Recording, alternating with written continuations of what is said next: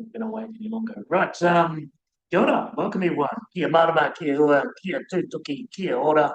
Homie, huie, taha. Welcome everybody to the Community Environment Committee meeting for 23rd of April 2026. Welcome to the members of the public. Welcome to any media that may be watching online later. And welcome to the staff, especially the ones that are presenting to us today. It will be a pretty quick fire meeting today because we've got quite a small agenda, so expect us to be done fairly soon. I'd like to introduce you to the people on the table here today. We've got Ruby Mills, who's Democracy Services Advisor. She keeps us in check. Mr. Ken Bailey, who's our Community and Services General Manager. And then we have members of the committee. We have Councillor Bartlett, Councillor White and Councillor Tucker. Right, we will kick into the formalities today. The meeting will be recorded and it will be played on YouTube and available on the council website a little bit later on. Apologies. No. I just note that Councillor John Mitchell is absent. We'll move on from there. Declarations of conflicts of interest. Any councillors have any conflicts? No. Right, we'll move on. There have been no registrations for speakers in public forum today. No matters lying on the table. And we need to have a resolution that the agenda be confirmed without alteration. All those in favour? Sorry. Yes, we've got Councillor White and Councillor Bartlett. Thank you very much, Kevin and Melissa. All those in favour? Aye. Aye. Right. Right. We have a resolution that the draft minutes of the 12th of March 2026 Community Environment Committee meeting be confirmed as true and correct record. Do I have a mover? Yep. Councillor Bartlett, Councillor Tucker. Thank you very much. All those in favour? Aye. Aye. Thank you very much. Right. That was nice and quick. Now, I see Tazi sitting there in the back. You're presenting on the first item, I believe. Great. Come to the table. So item 1, new seat and memorial park request for Neil Davis within Franklin Domain Reserve. Welcome. Good to see you as always. Take it away. Yep, so I suppose I shall take the reports as read. There are 2 reports. We can start with Mila Davis first, if you'd like. Taking it as read and then taking any questions on the report. Are they related? They're not, interestingly enough. So 2 separate Davises. Okay. Separate families. We threw the children up because we all asked. They get it silence. I pondered it for a very long time before I answered. Yeah, nice. Tragic story. So I see the location that's been settled on this fire event. Where was it that they originally wanted to put it? So they wanted to actually place the seat right along the waterfront, right along the bank, along the track. But because we know it's kind of a known issue down there with erosion and flooding, we thought it would be a better option to probably place it up higher. So that way it would, it wouldn't be at risk of that issue. And then also it sort of extends the longevity of the assets. We don't have to then move it as well, because that could be a bit distressing if that has to happen. Yeah. I'm wondering whether it's appropriate to maybe give a bit of a background to who Mila was. Yeah, absolutely. Yeah, so Mila Davis, quite a young individual. Unfortunately, she had cancer at a young age, and the type of cancer that she had required treatment abroad. So it was a really lovely story of community coming together. They actually had quite a lovely fundraiser out in Arrowtown for her. I think over 200 people showed up to raise funds for her to get her flights and accommodation and everything so she could go to Australia for these treatments. So while she was quite young, because I think sometimes we memorialize people later in life, she had a short but very impactful life because of that. So that was Neva. Yeah. Any further questions? I don't have any questions. Good. Okay. Right, well, we have a resolution in front of us here. Note contents of this report and approve the seat and memorial plaque installation for Neil Davis. The seat will be located within the Franklin Domain Reserve Attachment A. Do I have a mover? Councillor Bartlett. And seconded by Councillor Tucker. Discussion time. I don't really have anything to discuss, but this is really nice to see that it's not just for older people. And I think she did have a big impact on her community. So I think this will be nice, especially a lot of the school kids that, it affected greatly. So yeah, I was happy to see this. I'd just like to echo Councillor White's words. I do recall when it was all happening and support from the community was very overwhelming, very moving. And I think as a committee, it's our privilege to be able to support the family and the friends and the loved ones. And for such a young, spirited girl, 13, she really moved the community. So. Yeah, I realized they picked Frankton because that was her favorite swimming spot, and it was close to all of her friends at school, and then they would go there in the summers to swim. So, yeah. Okay, any further discussion? I'll take to the vote. All those in favour? Aye. Motion carried. Right, stay where you are. You have another one. Right, item 2, you seek a memorial plaque request for Alex Davis, different Davis, I see, within Murdoch Park at Arthur's Point. Take it away again. Yes. So Alex, slightly older individual this time, but still quite young, I suppose, in some people's eyes. Actually, a key community member here in Queenstown. He owned a business owner, local business owner of a remodeling business, actually, and his family lived out in Arthur's Point. So again, in terms of placement, they wanted the bench nearby. They'd go to the local park with his kids and have family time. So that's why they wanted it over there. Right. Good. Any questions, councillors?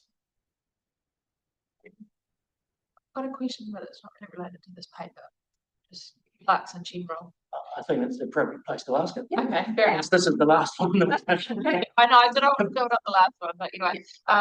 Quick question. Giveston community have got a plaque they want to put on tree or something? Okay, is that in the pipeline of coming to us? I think when I saw plaques, I was like, oh, maybe this is, and then it wasn't there. So yes, we're working on that. I'm meeting with our parks community ranger. Okay. Or ranger, I love I know. Sorry, officer. Yes, I'm working with the vet through that. And, okay, cool. We haven't gotten to the point. A paper is probably forthcoming. Okay, we haven't got to the point yet. Yeah. Awesome. So, but that is really on the way. We're talking about it tomorrow. Okay, awesome. Well times. All right. Any further questions, councillors? Do we often get requests for sort of vesting outdoor art as memorials in places, and is there a policy that guides what you can and can't? Good question. We do actually. We do I would say frequently, but we definitely do, and it's an interesting area because it overlaps the two policies. So we do have an outdoor art policy, a public space, public art. An art and public spaces policy. There we go. And then we also have the plaques, memorials, and monuments policy. So, I mean, without getting into the process entirely, it overlaps those two areas. So you kind of assess it both from the memorial side, and then it would go to Jan Maxwell as the individual who handles art and public places, and she would assess it from that side. So we absolutely do. And in fact, I think the one in Jardine Park that we're putting in, there's sort of a sculptural, if you remember that one out there. Yeah, that's a good example of the kind of overlap between the two. It's kind of art, it's also interactive. Yeah. But yeah, so we definitely do, and it goes through just a little bit of an extra process, but okay. Yeah. Well, that's good to know. Cool. All right. Yeah, thanks, Darcy. Well, yeah. Through YouTube, we're very fortunate. We do have a number of people in trust actually that continue to give donations of that sort into the community and often in park spaces. And then we just keep a register of them and follow quite a robust process. It's a great way to leave something behind that we can implement. It's great. And with the fun fact, we also try and keep them and move them if we need to. So on sort of, for instance, the Wannock Lakefront, if it comes up where we're redeveloping the area, we do try and retain those memorials and then reintegrate them. So try and keep them. Yeah. Just a very quick one. So once a plaque or memorial seat is approved, what's the process from there? It's constructed by council contractors, and how long does it take? You mean in terms of the actual seat itself? Yeah. Yeah. So we have a standard suite of furniture that we use depending on the locations, basically. In fact, we just had a conversation with a supplier about this. Certain areas, because we want to keep that kind of continuity, ease of maintenance. So that way it doesn't cost too much over, you know, the course of the asset's life to maintain, but there's different furniture that we use in different locations. So for instance, our heritage areas like Airtown, the Queenstown Gardens, things like that, we might have a type or a style of seat we use in those areas.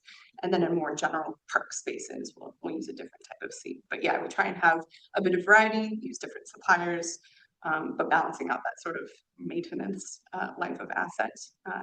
That's how we kind of. And is it installed by council contractors? Yes, yeah. So when we get to the installation part, all of the open spaces, memorials are installed by Green by Nature, it's our maintenance contractor. Yeah. What's the sort of time frame from a decision today until? We have seats on hand, which helps. So, I mean, within probably a couple weeks because they're on hand. When we have to go through ordering, so we order in bulk, shall you say? It just saves on freight costs and things like that. But because we have some on hand, we can actually get it installed pretty quickly. I think when they, getting into the details, but when they go on concrete slabs, of course, that's temperature sensitive and weather sensitive. So that plays an impact on installation time. Yeah. Good, thank you. Just out of interest, the volume of requests, is it increasing? Is it? It has a little bit, yeah, it actually has. I wouldn't say we're high volume or anything. We probably get roughly maybe 10 a year standard.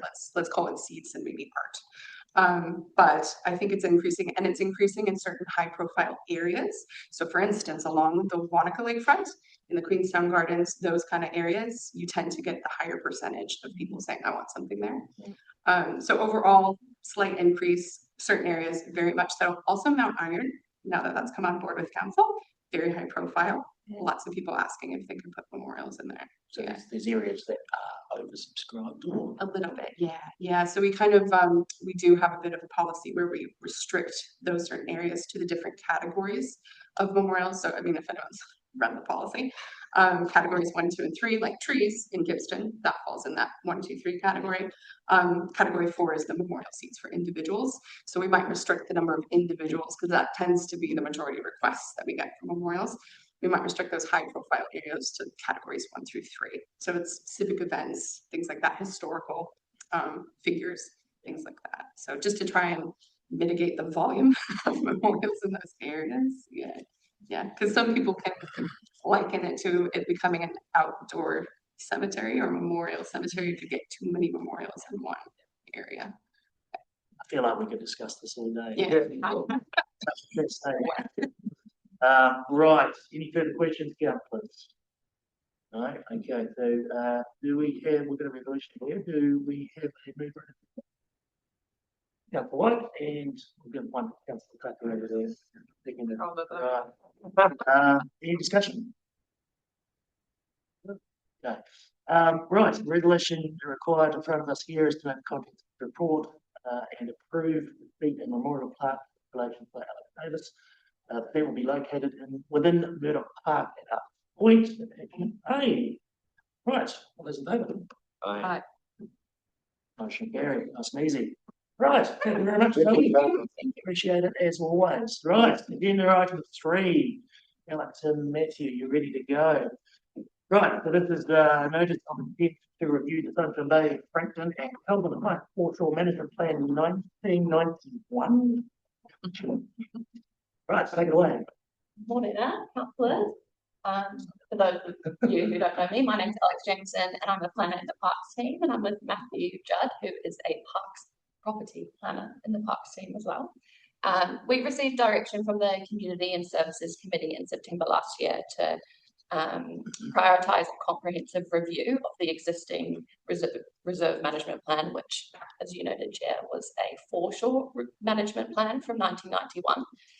We are now looking to initiate this review process. I just want to clarify that the reserve management plan is named the foreshore management plan, and we will consider renaming the management plan through the review process. We are looking to commence early engagement with the community and key stakeholders in the coming months, which will help to inform the draft. And I do want to note that the review process is likely to take 18 to 24 months until the reviewed plan is adopted by council. Happy to answer any questions. All right, councillor, questions? I have a question about, I think it's at the K jetty, the little one on Frankton. and I can't remember if it was this, is there an intention to remove that or restrict it, or that's what? That's my first question. There's a bit of history on that. Yeah. So obviously the reserve management plan is old Yeah. in some contexts. They are meant to be reviewed every 10 years. So we were aware that we did need to review it, but I guess the KG request was something that kind of kicked off the process of how old the RMP is, and the need to review it basically. Okay. So there will be an opportunity for them to continue their, it's not really operations, it's kind of quite a temporary one there, but airport transports and stuff like that. But through this process, they will have an opportunity to continue to do that. That's what we choose to do. Yeah, I'll provide. So the license that they have over our reserve officially expired at the end of January this year. Oh, okay. So they applied last year to continue operation. Yeah. And we came to the point where we would allow them to continue occupying on a month-to-month basis until this reserve management plan is reviewed. Okay. So they will continue reviewing. They will have the opportunity to submit through this process. Okay, cool. And we're allowing them to continue until a decision is being made through this process. Okay. Yeah. Thank you. As well, I was going to follow on from that. So figure 1 shows 3 jetties. They're operating currently with 3 small jetties currently. Correct. And the preference is to continue to use all 3. They told us they only really need 1, but they have 3. And I believe they're applying for resource consent for 3. But they're 3 rudimentary, we should say, smaller structures down there. So then they apply for resource consent. The interaction or relation between waterfall management plan and the resource consent that they might get. Ideally, we would want to review the reserve management plan and get direction from that on whether the activity would be supported, and then feed into the resource consent. But there'd be nothing stopping them, I guess, applying for the resource consent and having to go through that process in advance of the management plan being completed. They have applied for resource consent and have kind of been on hold due to various reasons for years. Right. So they are quite interrelated, but also separate processes. And if the resource consent is granted, does that then mean that the reserve management plan needs to allow for that? No. Right. No. The reserve management plan can consider it, but a license under the Reserves Act to use the reserve for commercial activity is separate from a resource consent. So they might get a resource consent, but the reserve management plan can still either permit or not permit them to operate at that reserve. So potentially they could end up with a resource consent that they can't put to, they can't use. Correct. Yeah. And is there any LINs involvement anywhere along this? Do they start from the water's edge out into the lake bed? Do they? Yep, they start. Some of those jetties are based in the reserve, and then they run out to the LINs hydro pass as part of the lake bed. So there is interaction. Good, thank you. Questions? Got a couple. Just the context. 35 years, pretty long time.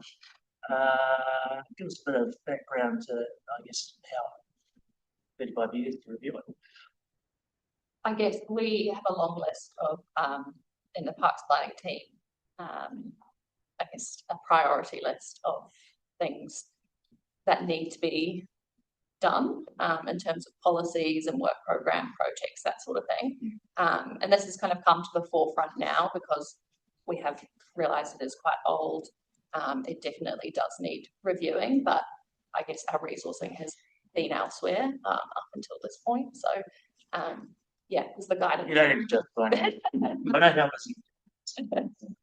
Just more context for anyone listening.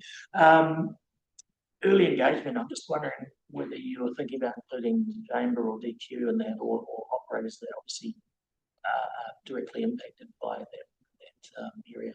Yeah. Areas. Yeah, we definitely will be reaching out to community groups, any kind of operators in the Frankton Marina area. Yeah, it will be a large list of people that we initially reach out to, but we can definitely reach out to them as well. Yeah. All right. Yes. Another question. Yes, you are, Councillor Bartlett. Trying to stretch this meeting out. So aside from the KG jetties, which I assume they've constructed and maintained, are only for their use, not for any public use. assumption. There's a long history to those duties. I think they came from predecessors to KGET and the Halley jet and some previous iterations which KGET brought out at certain points in time. I know there is some recreational use of those jetties, but there's also some safety concerns in terms of people swimming and jumping off jetties into a reasonably active boating lane. Yeah, and that's been raised by the harbour master over the last couple of years. But my actual question was, aside from those, we've got lots of other jetties also all along these foreshore areas that are highlighted on the map, on the aerial photo, and the marina as well, by the looks of it. There's a foreshore area that's covered by this management plan too. Yeah. So how do they all fit into this whole thing? I mean, obviously, people have got jetties that they've got consents for. They also need access across the foreshore to access the jetties.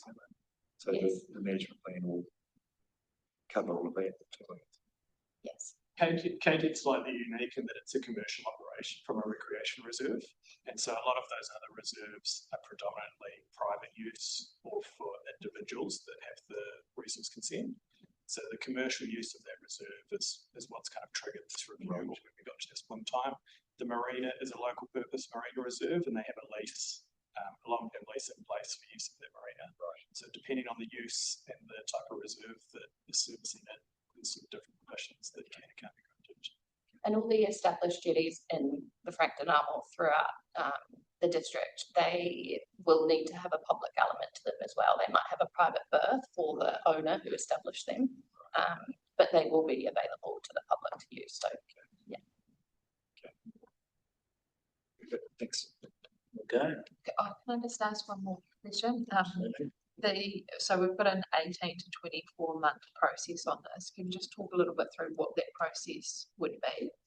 Yeah, so we will go out for early engagement in the next few months. Yep. That will probably, depending on the agreement with the comms team, be some sort of survey so we can get some initial feedback from the community and stakeholders. That will help to inform the draft plan. We'll obviously review the existing plan and I guess, kind of try to form a draft that will then publicly notify. Does that come to this committee or full council? It'll come to this committee, the recommendation, to notify it. And then, the public will have, I think, a 2-month window to submit on that. Further changes are made, and then potentially a hearing, depending on if any submitters want to be heard. And then it will again come to this committee for formal adoption to recommend to council. Okay. So adoption to recommend to council. Yeah, or recommend to council to adopt. And just having through you, Chair, getting a lot of interest in this site. Yes, and I guess so. Will we have a workshop? Are you anticipating us having a workshop to get our input, or just want our input through the survey? Yeah, we can hold a workshop. Well, that's something that the committee would like to see. I don't know where that fits in, but just that if that might be useful. Could be prior to going out to engagement. We can definitely look at that. And then part of that, when Alex covered off about what back in the draft, Yes, might be another opportunity to have, the inputs through a workshop. yes, I mean, I'm not fussed with it, but I think it'd be a good idea. But we certainly anticipate a lot of interest. Right. Any further questions, councillors?